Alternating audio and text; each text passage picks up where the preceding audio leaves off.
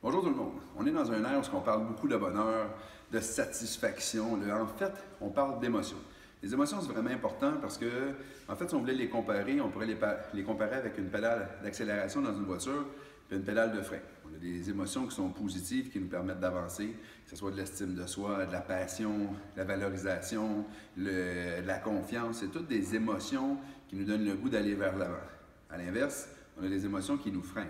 On parle de doute, de culpabilité, de remords, de manque d'estime de soi. Ça, c'est plutôt des émotions qui nous freinent.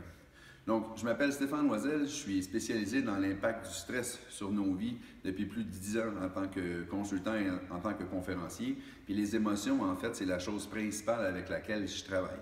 Aujourd'hui, j'aimerais ça vous expliquer un peu comment est-ce qu'on fait quand on a des émotions qui nous freinent.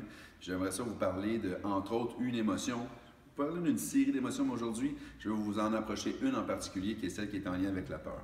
Donc, première des choses, quand on vit une émotion qui nous freine, donc une émotion qui est dite négative, la plupart du temps, c'est parce qu'elle correspond à des suppositions qui sont fictives ou qu'elles sont en lien avec des vieilles mémoires du passé, qui ont été négatives avec une mauvaise expérience, puis on a l'impression qu'on va le vivre de la même façon. Donc, quand on vit une émotion, peu importe quelle émotion dite négative que vous pourriez vivre, je vais déjà vous proposer une chose vraiment importante, c'est de plonger dedans. Donc, je vais vous faire un petit schéma que j'aime bien expliquer quand je démontre cette réalité-là. Puis pour l'expliquer, ce que je fais, c'est que je vous ai dessiné une chute, c'est-à-dire qu'une dénivellation où est-ce qu'il y a de l'eau qui va descendre à une vitesse importante avec beaucoup de pression vers le fond.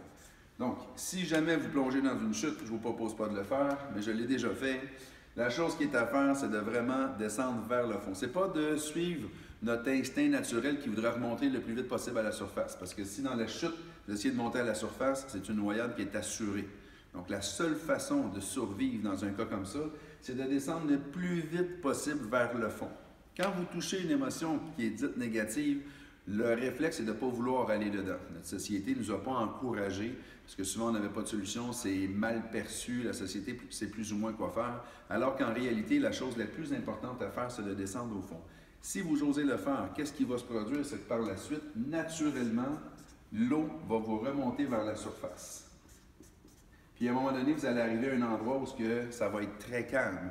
Puis ici, vous allez être capable de réfléchir. Puis lorsque vous allez être devenu capable de réfléchir, que vous ne serez plus dans la situation émotionnelle, vous allez souvent vous rendre compte que votre peur, parce que là on va parler de peur, vous allez souvent vous rendre compte qu'en réalité votre peur est fictive. Elle est basée sur des suppositions qui ne sont pas nécessairement des réalités ou qu'elle est basée sur des vieilles mémoires du passé qui ne s'appliquent plus du tout aujourd'hui. Quand vous allez arriver ici, soudainement, vous allez avoir la possibilité de lâcher le frein pour aller vers l'avant. Laissez la confiance, qui est son versant positif, laissez la confiance prendre place puis de vous aider à avancer. Quand vous allez arriver ici, ça se peut qu'il vous reste encore une inquiétude. Si jamais vous avez une inquiétude, ce que je vais vous proposer, c'est le fameux 20 secondes de courage. Donc, c'est une théorie, un concept que j'ai vu dans un film, je crois, c'est Acheter un zoo, qui est le film. Ce qui est exposé là-dedans, qui est très intéressant, c'est à partir du moment qu'on a une peur, mais qui n'est pas basée sur des choses qui sont réelles, on applique 20 secondes de courage. C'est-à-dire 20 secondes sans réfléchir, puis d'aller vers l'avant, vers ce qu'on veut aller. Puis ce petit 20 secondes-là change complètement notre vie.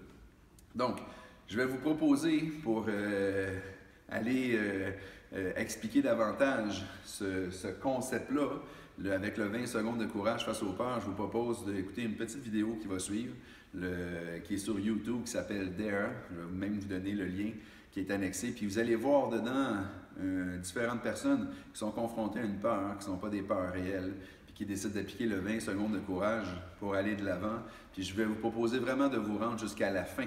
Parce qu'à la fin, vous allez vous rendre compte comment est-ce que finalement, quand on décide d'aller vers ces peurs-là, qu'on réalise comment elles sont fictives.